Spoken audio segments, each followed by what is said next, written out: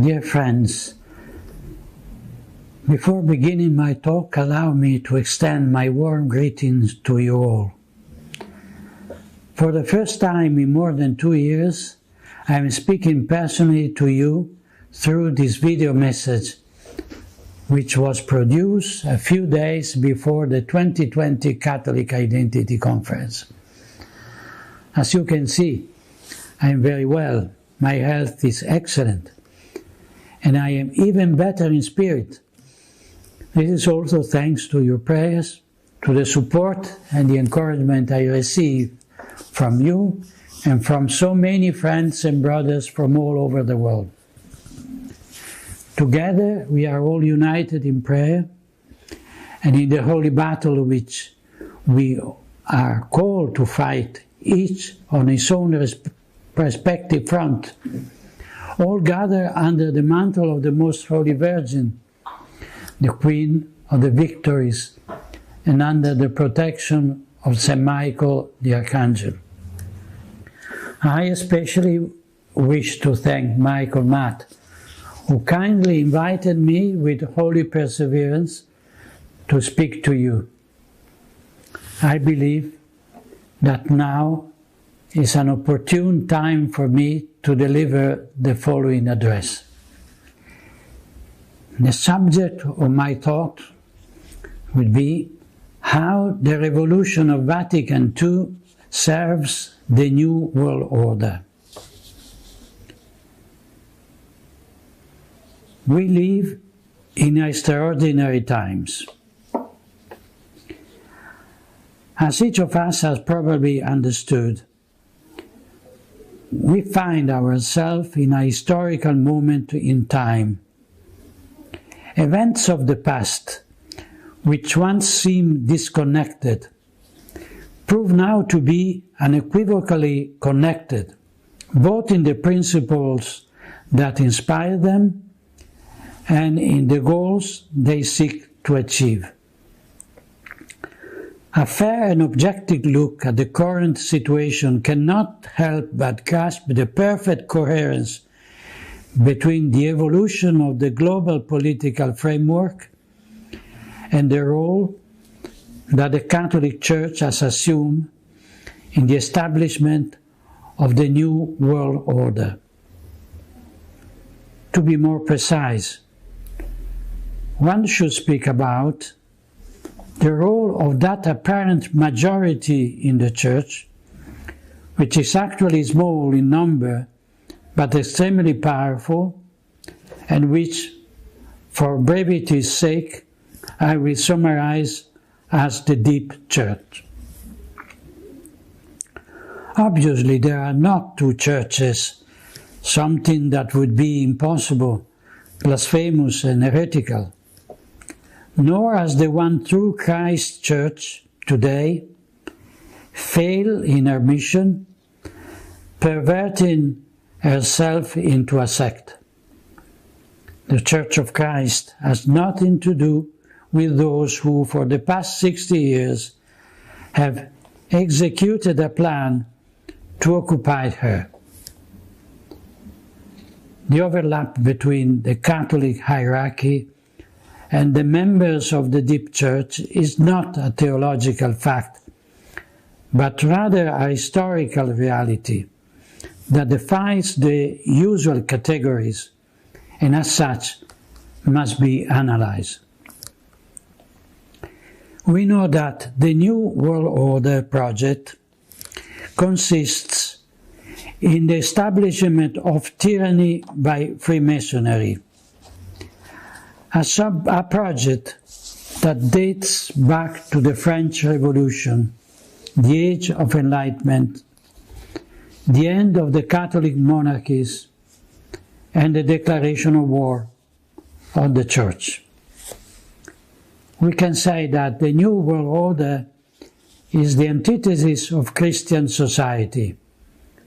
It would be the realization of the diabolic civitas diaboli, the city of the devil, opposed to the civitas Dei, the city of God, in the eternal struggle between the light and darkness, good and evil, God and Satan. In this struggle, Providence has placed the Church of Christ, and in particular the Supreme Pontiffs, as catechon, that is, the one who opposes the manifestation of the mystery of iniquity. Second letter to Thessalonians. And Sacred Scripture warns us that at the manifestation of the Antichrist, this obstacle, the catechon, will have ceased to exist. It seems quite evident to me that the end of times are now approaching before our eyes, since the mystery of iniquity has spread throughout the world with the disappearance of the courageous opposition of the catechon. Let us not make the mistake of presenting the current events as normal, judging what happened with the legal, canonical, and sociological parameters that such normality would presuppose. In extraordinary time, and the present case in the Church is indeed extraordinary, events go beyond the ordinary known to our fathers. In extraordinary time, we can hear a Pope deceive faithful, see princes of the Church accused of crimes that in other times would have aroused horror and been met with severe punishment. Witness in our churches liturgical rites that seem to have been invented by Cranmer's perverse mind. See prelates process the unclean idol of the Pachamama into St. Peter Basilica. And here, the Vicar of Christ apologized to the worshippers of that simulacrum. If a Catholic dares to throw it into the Tiber.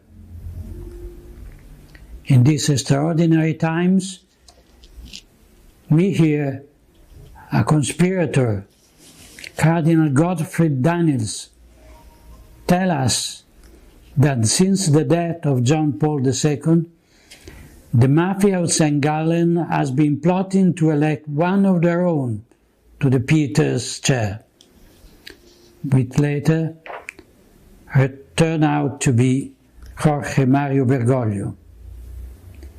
In the face of this disconcerting revelation,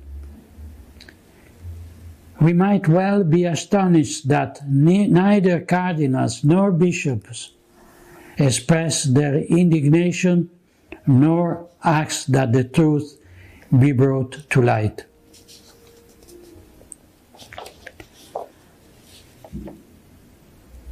I will talk now about the eclipse of the true church.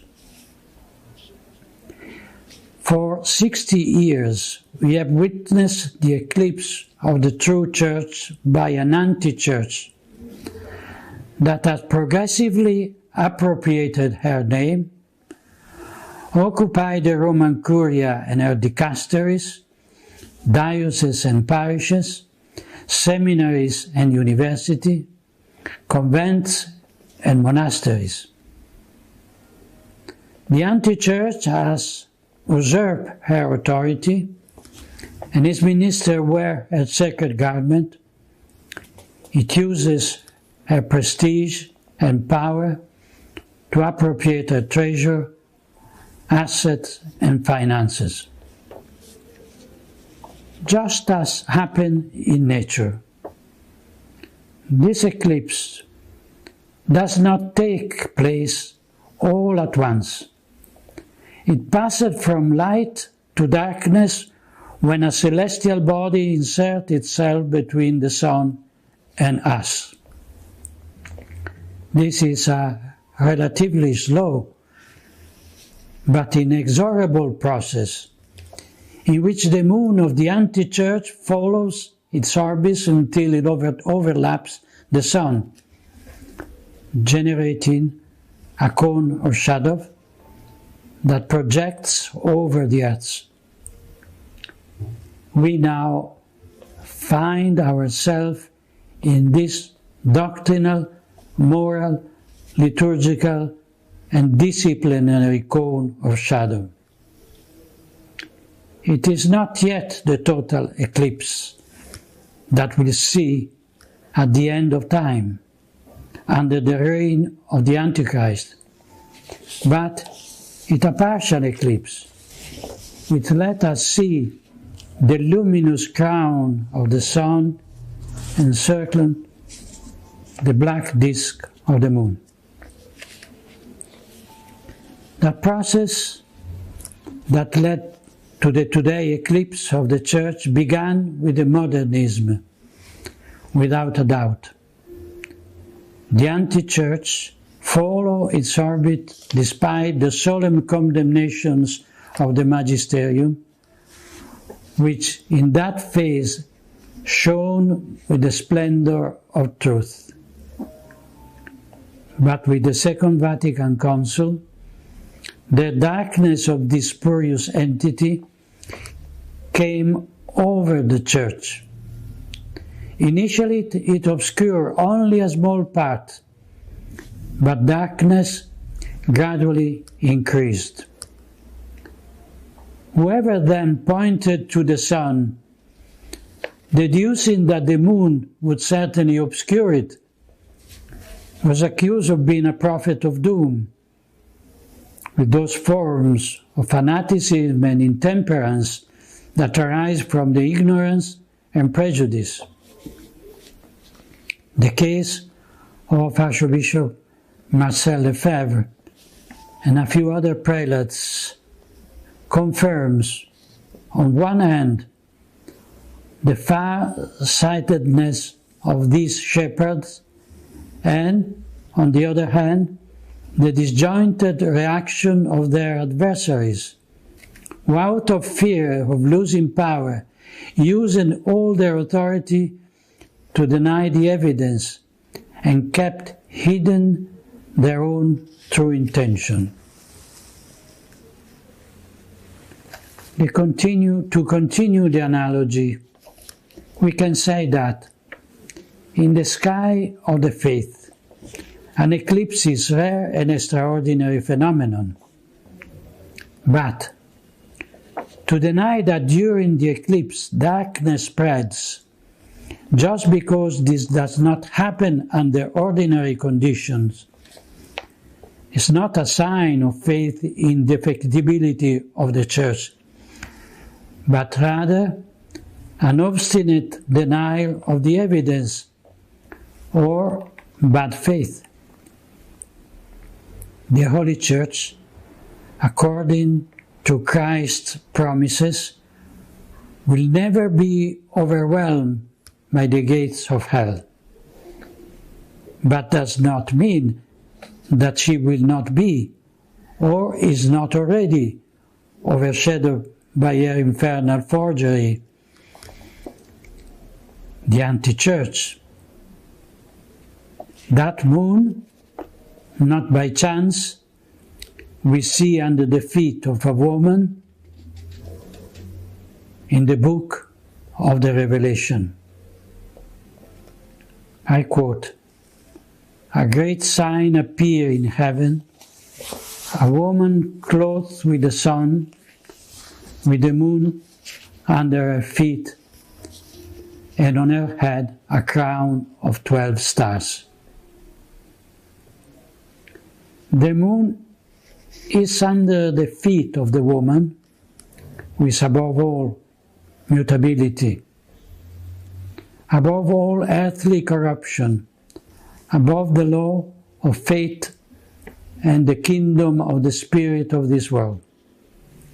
And this is because that woman, who is at once the image of Mary most holy and of the Church, is amicta sole, clothed with the Son of the righteousness that is Christ, exempted from all demonic power, as she takes part in the mystery of the immutability of Christ, as St. Ambrose wrote. She remained unbruised, if not in her militant kingdom, certainly in the suffering one and the purgatory, and in the triumphant ones in paradise. St. Jerome, commenting on the words of Scripture, reminds us that the gates of hell are sins and vices, especially the teaching of heretics. We know, therefore, that even the synthesis of all heresies represented by modernism and its updated conciliar versions can never definitively obscure the splendor of the bride of Christ, but only for a brief period of the eclipse, that Providence, in His infinite wisdom, has allowed to draw from it a greater good.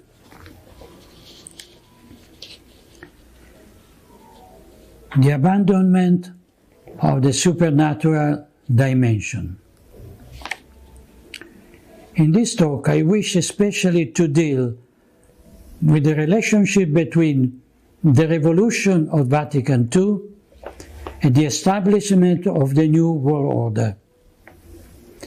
The focal element of this analysis consists in highlighting the abandonment on the part of the ecclesiastical hierarchy, even at the top, of the supernatural dimension of the Church and its eschatological role.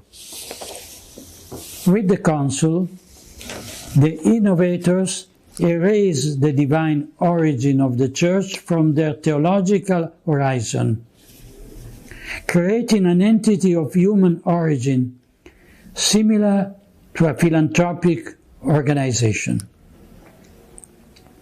The first consequence of this ontological subversion was the necessary denial of the fact the bride of Christ is not and cannot be subject to change by those who exercise vicarious authority in the name of the Lord.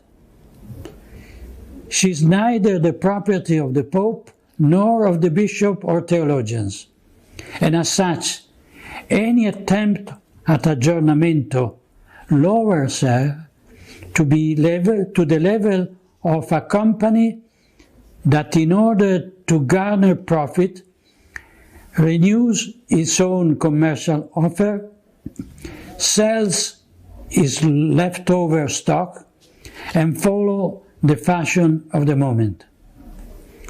The Church, on the other hand, is a supernatural and divine reality.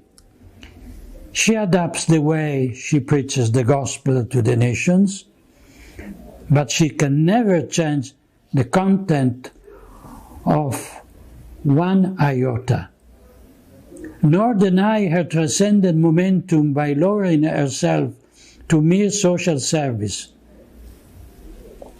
On the opposite side, the anti-church proudly lays claims to the right to perform a paradigm shift, not only by changing the way doctrine is expounded, but the doctrine itself. Insisting on what the magisterium teaches is useless. The innovator brazen claim to have the right to change the faith, stubbornly following the modernist approach. The Council's first error consists mainly in the lack of the transcendent perspective, the result of a spiritual crisis that was already latent, and the attempt to establish paradise on earth, with a sterile human horizon.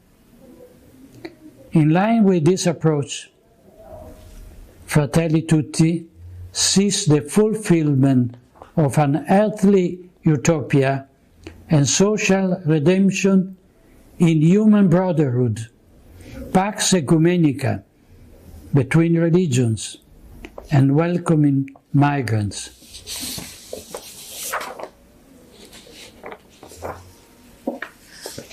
The sense of inferiority and inadequacy. As I have written on other occasions, the revolutionary demands of the Nouvelle Théologie found fertile ground in the Council Fathers because of a serious inferiority complex vis-à-vis the world. There were times in the post-war period when the revolution led by Freemasonry in the civil, political, and cultural spheres breached the Catholic elite, persuading it of its inadequacy in the face of the epochal challenge that is now inescapable. Instead of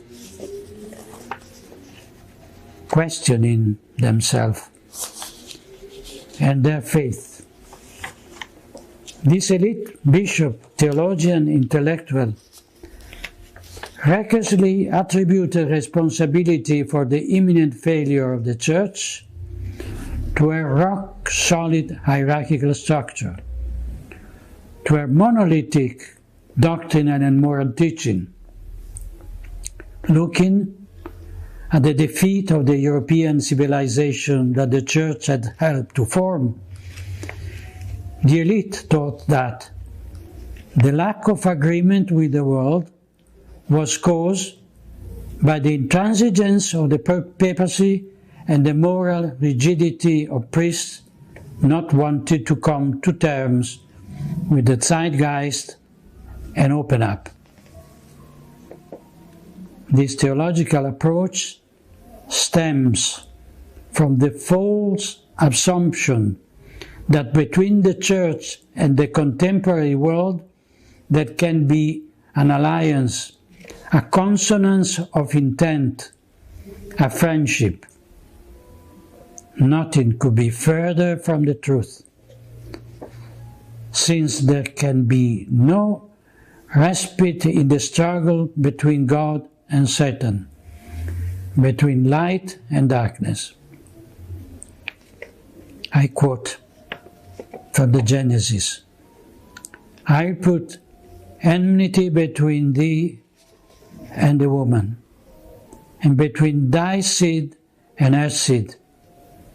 He shall bruise thy head, and thou shalt bruise his heel." This an enmity willed by God Himself, which places Mary most holy and the Church as eternal enemies of the ancient serpent. The world has its own prince, who is the enemy, a murderer from the beginning, and a liar, courting a pact of non-belligerence with the world means coming to terms with Satan. This overturns and perverts the very essence of the Church, whose mission is to convert as many souls to Christ for the greater glory of God, without ever laying down arms against those who want to attract them to themselves and to their damnation. I will talk about the idem sentire of the Revolution and the Council. The Council Fathers' sense of inadequacy was only increased by the work of the innovators whose heretical ideas coincided with the demands of the world.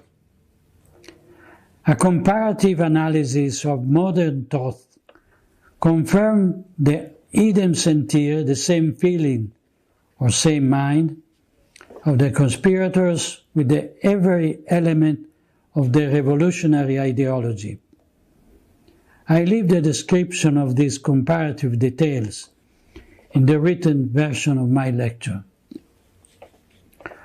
When this anti-church is fully established in the total eclipse of the Catholic Church, the authority of its leaders, of the anti-church, will depend on the degree of the subjugation to the new world order, which will not tolerate any divergence from its own creed, and will ruthlessly apply that dogmatism, fanaticism, and fundamentalism that many prelates and self-styled intellectuals criticize in those who remain faithful to the magisterium today.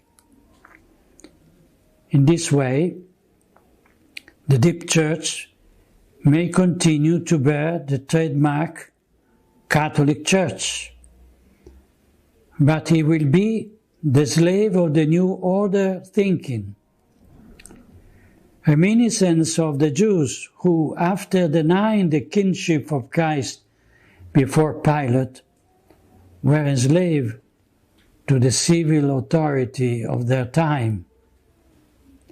We have no other king than Caesar.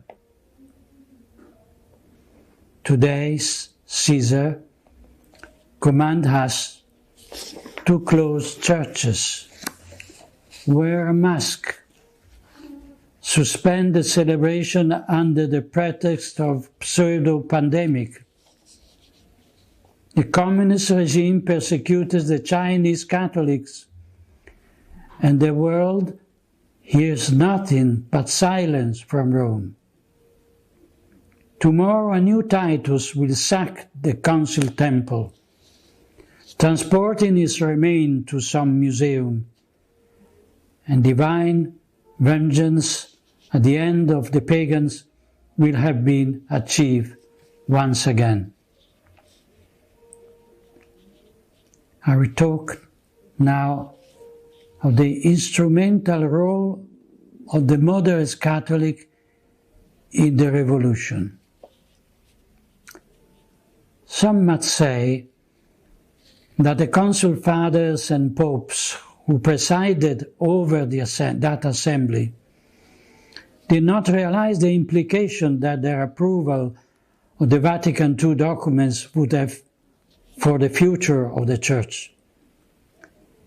If this were the case, if there have been any subsequent regrets in their hastily approval of equivocal texts or texts close to heresy, it is difficult to understand why they were unable to put an immediate stop to abuses, correct errors, clarify misunderstandings and omissions.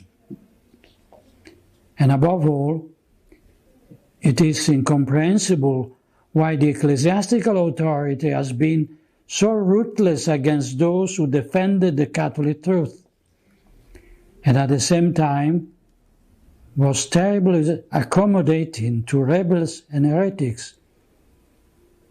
In any case, the responsibility for the conciliar Christ must be laid at the feet of the authority, which even amid 1,000 appeals to collegiality and pastoralism, has jealously guarded his prerogatives, exercising them only in one direction, that is, against the Pusillus Grex, the little flock, and never against the enemies of God and the Church.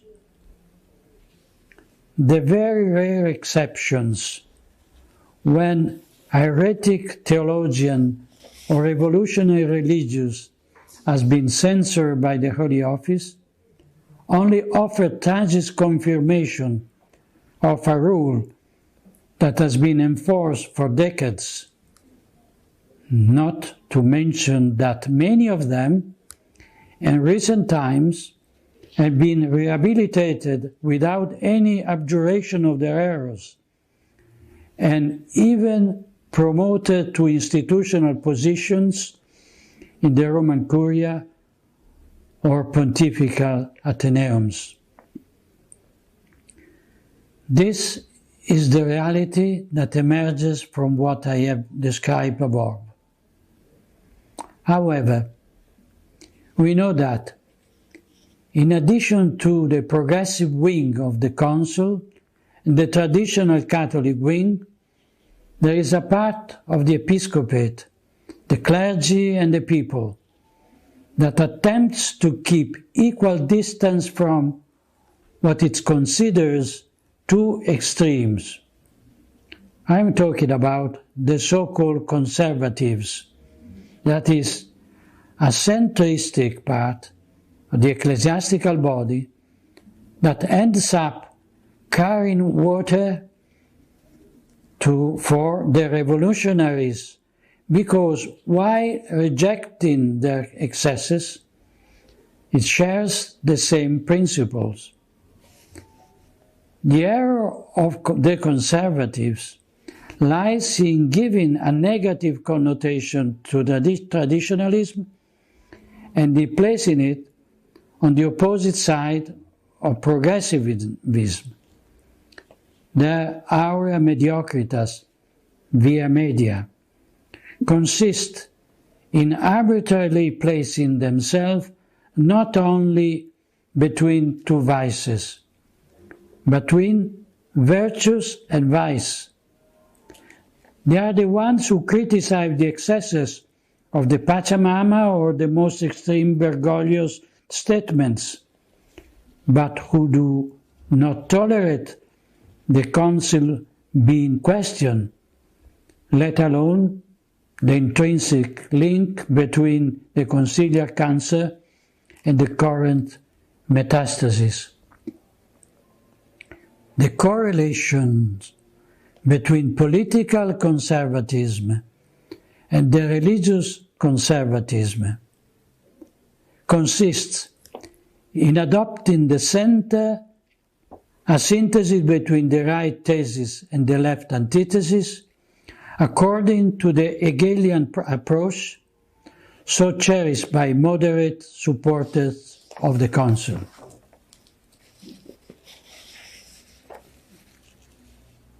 Now we talk about open society and open religion. This analysis would hardly be completed without a word on the neo-language so popular in the ecclesiastical sphere. Traditional Catholic vocabulary has been deliberately modified in order to change the content it expresses.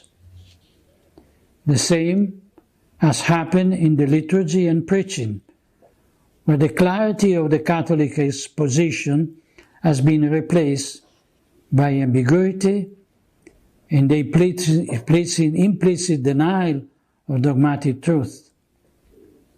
The examples are endless. This phenomenon also goes back to Vatican II, which sought to develop Catholic version of the slogan of the world. Nevertheless, I would like to emphasize that all those expressions that are borrowed from secularistic lexicon are also part of the new language. Let us consider the Bergoglio's insistence in the outgoing church, the openness as a positive value. Similarly, I quote from Fratelli Tutti, "A living and dynamic people, a people with a future, is one constantly open to a new synthesis through its ability to welcome differences." number 160.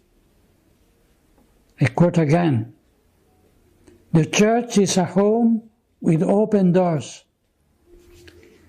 We must to be a church that serves, that leaves home and goes forth from its places of worship, go forth from its sacristies in order to accompany life, to sustain hope, to be the sign of unity, to build bridges, to break down walls, to sow seed of reconciliation." Close the quotation. Similarly, with the open society sought after by Soros' globalist ideology, is so striking as to almost constitute an open religious counterpoint to it. And this open religion is perfectly in tune with the intention of globalism. From the political meeting for a new humanism, blessed by the leaders of the church, to the participation of the progressive intelligentsia in green propaganda, it all chases after the mainstream thought, in the sad and grotesque attempt to please the world. The stark contrast with the words of the Apostle is clear.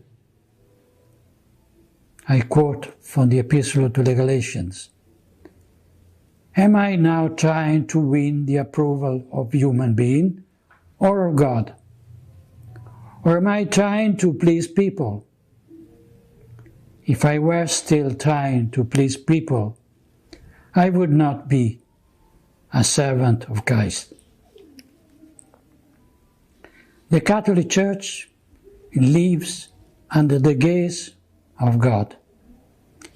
She exists for His glory and for the salvation of souls.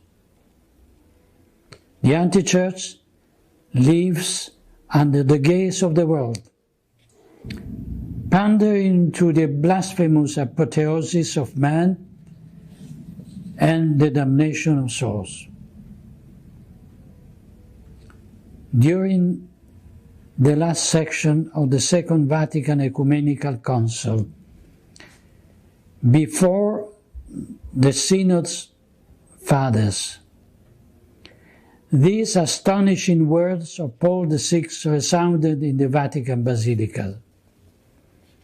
I quote, "The religion of God, who became man, has met the religion, for such it is, of man who make himself God."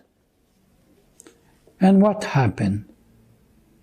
Was there a clash, a battle, a condemnation? There could have been, but there was none. The old story of the Samaritan has been the model of the spirituality of the Council. A feeling of boundless sympathy has permeated the whole of it. The attention of our Council has been absorbed by the discovery of human needs, and these needs grow in proportion to the greatness which the Son of the earth claimed for himself. But we call upon those who term themselves modern humanists, and who have renounced to the transcendent value of the highest realities, to give the Council credit at least for one quality, and to recognize our own new type of humanism. We too, in fact, we more than any other honor mankind. This sympathy is the figure of the Council, and of the new religion, for such it is, of the anti-church, an anti-church born of the unclean union between the church and the world, between the heavenly Jerusalem and the hellish Babylon. Note well, the first time a pontiff mentioned the new humanism was the final session of the Vatican II. And today we find it repeated as a mantra by those who consider it a perfect and coherent expression of the revolutionary men's frame of mind of the Council. Always in view of this communion of intent between the New World Order and the anti-church, we must remember the Global Compact on Education, a project designed by Bergoglio and promoted in collaboration with the United Nations, I quote, to generate a change on a planetary scale so that education is a creator of brotherhood, peace and justice, an even more urgent need in this time marked with the pandemic. I close and quote. This project has been supported and spread to all educational institutions by the Congregation for Catholic Education through a letter that makes explicit reference to the Conciliar Constitution Gaudium et Spes. The Global Compact on Education, I quote, is a process of formation in the relationship of culture of encounter, also finds space in the value of common home, with all creatures, people, just as they are formed to the logic of communion and solidarity, are already working to recover serene harmony with creation and to configure the world as a space of true brotherhood. Close the quote. As can be seen, the ideological reference is always and only to Vatican II,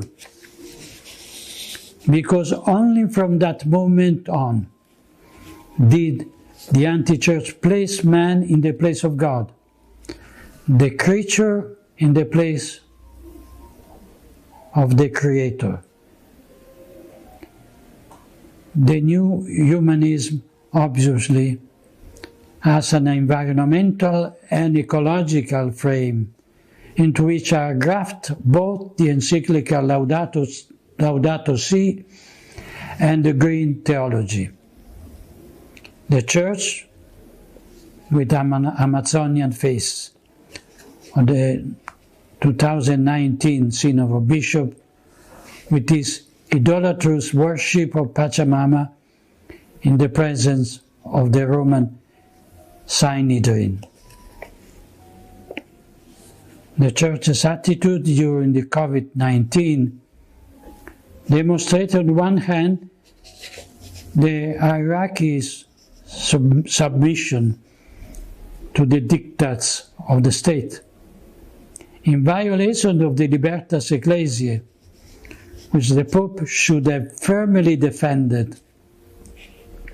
It also put on display the denial of any supernatural meaning of the pandemic, replacing the righteous wrath of God, offended by the countless sins of humanity and nation, with the more disturbing and destructive fury of nature, offended by the lack of respect for the environment.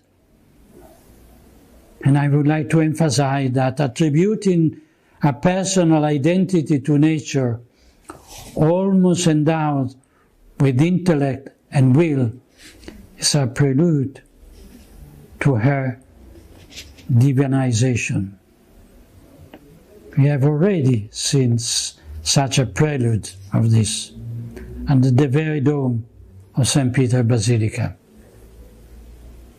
The bottom line of this conformity on the part of the anti-church with the dominant ideology of the modern world establishes a real cooperation with powerful representatives of the deep state, starting with those working toward a sustainable economy, involving Jorge Mario Bergoglio, Bill Gates, Jeffrey Sachs, John Elkann, to mention a few.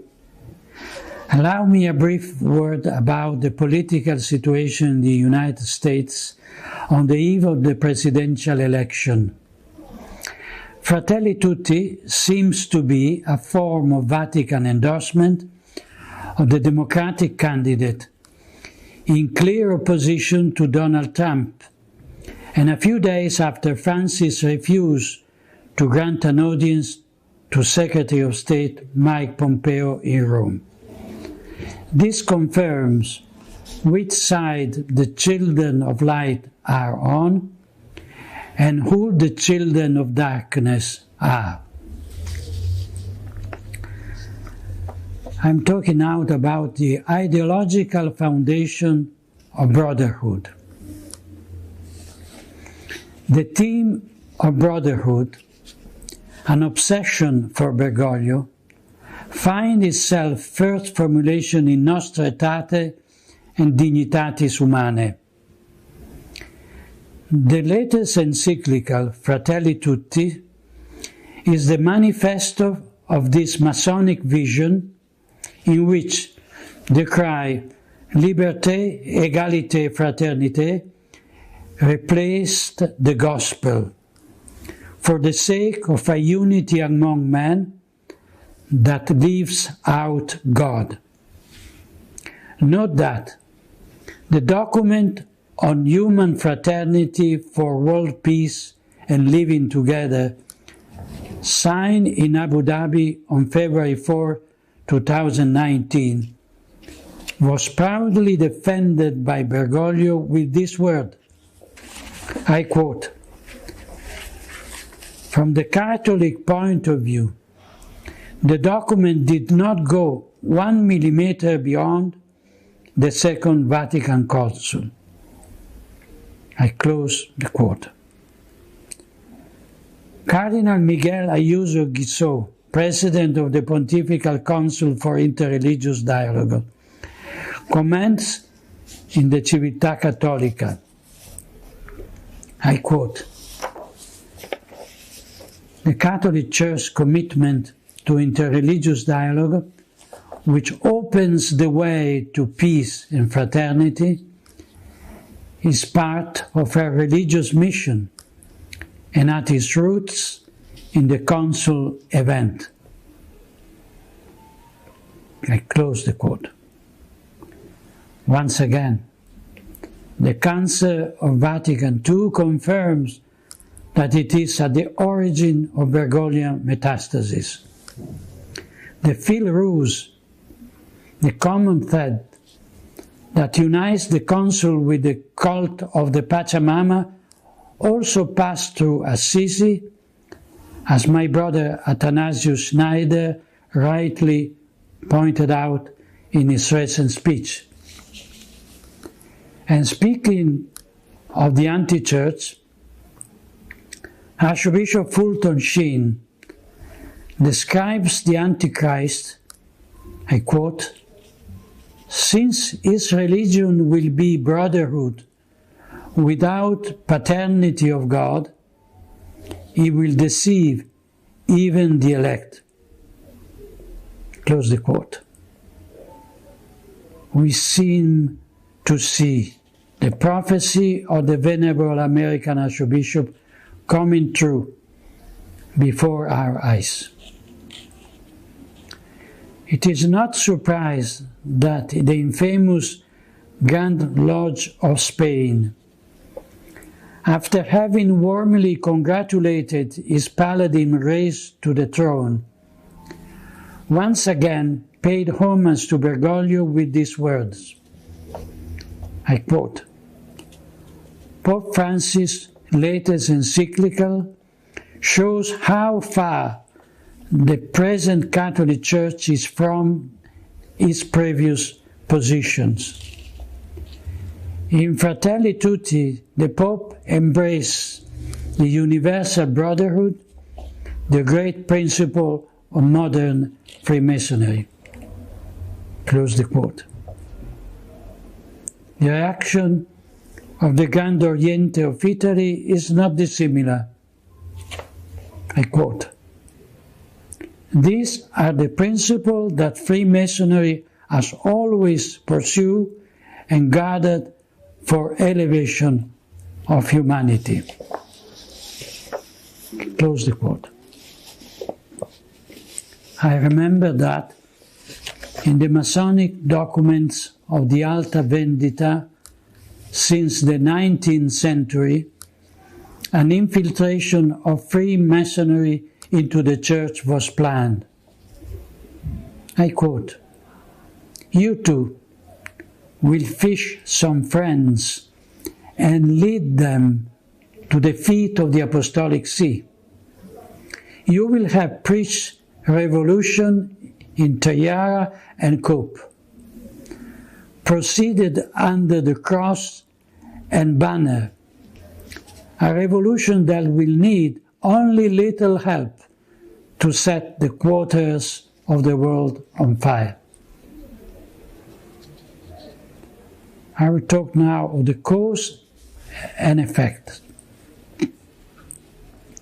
Philosophy teaches us that to a cause always corresponds a certain effect. We have seen that the action carried out during Vatican II have had the desired effect, giving concrete form to that anthropological turning point which today has led to the apostasy of the anti-church and the eclipse of the true Church of Christ. We must therefore understand that if we want to undo the harmless effect we see before us, it is necessary and indispensable to remove the factors that caused them. If this is our goal, it is clear that accepting or even partially accepting those revolutionary principles would make our effort useless and counterproductive. We must therefore be clear about the objective to be achieved, ordering our action to the goals. But we must all be aware that in this work of restoration, no exception to the principle are possible, precisely because failure to share them would prevent any chance of success.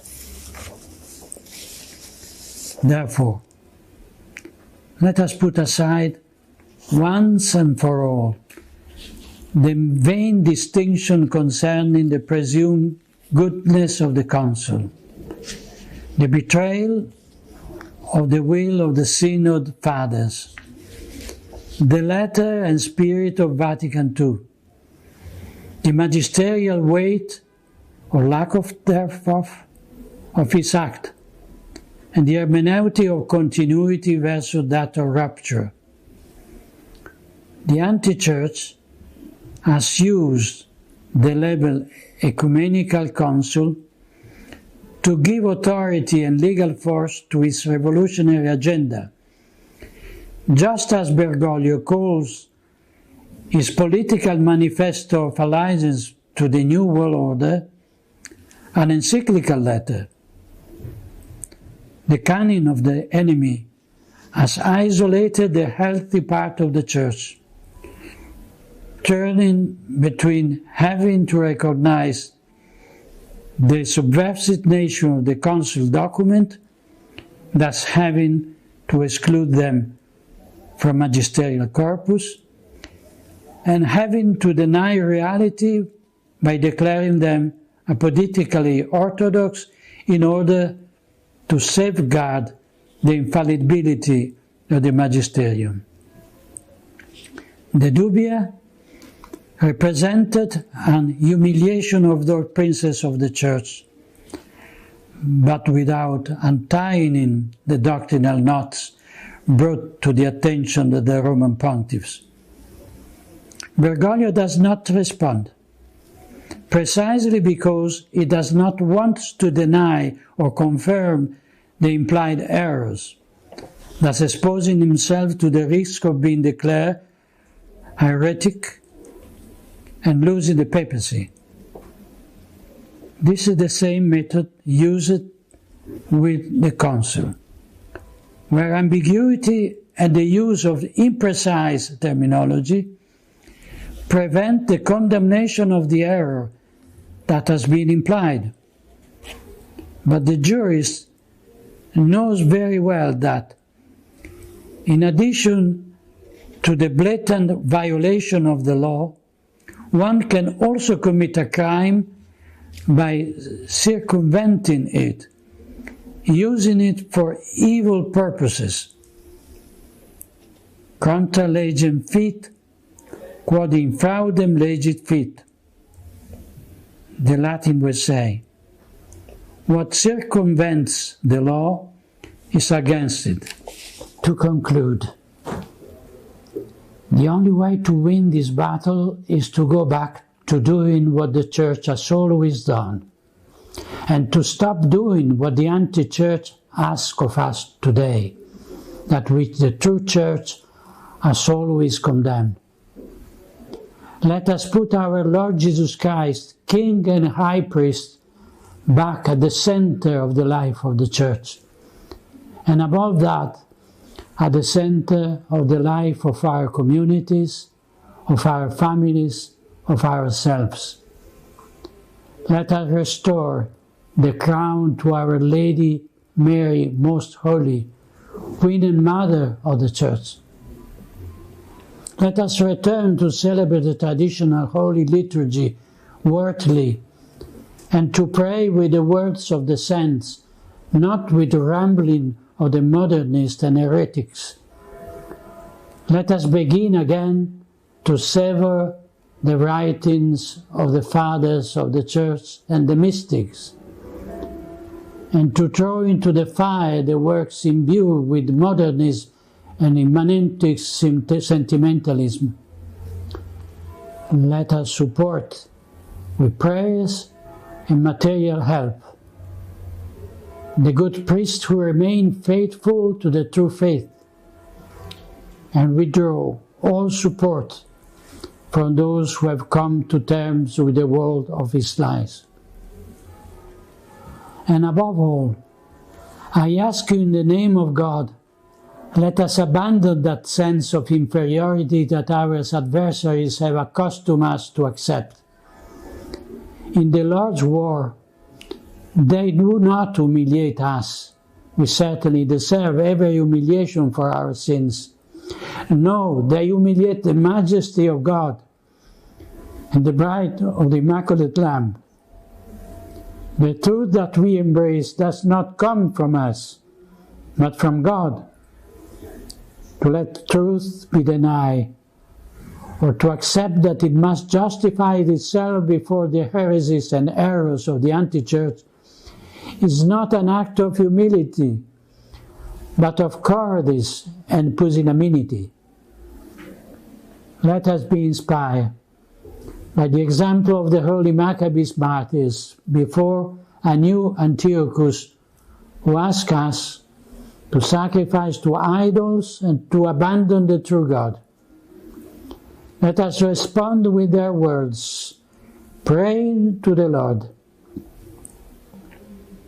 So now, O Sovereign of the heavens, send a good angel to spread terror and trembling before us. By the might of your arm, may the blasphemers who come against your holy people be struck down. Let me conclude my talk today with a personal memory.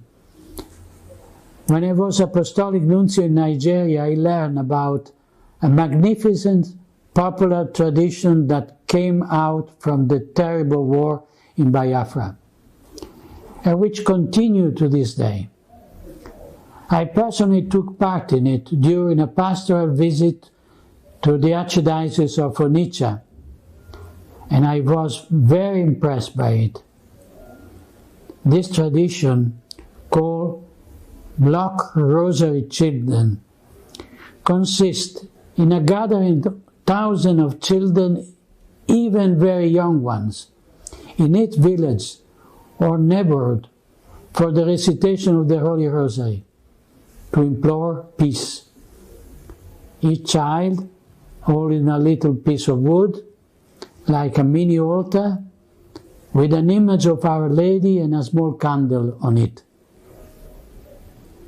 In the day leading up to November 3rd, I invite everyone to join in a Rosary Crusade, a sort of siege of Jericho, not with 7 trumpets made of ram's horns sounded by priests, but with the Hail Marys of the little ones and the innocents, to bring down the walls of the deep state and of the deep church. Let us join with little ones in the Block Rosary Children, imploring the woman clothed with the sun,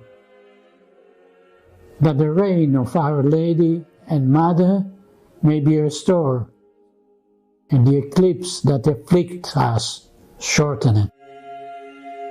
May God bless this holy intention.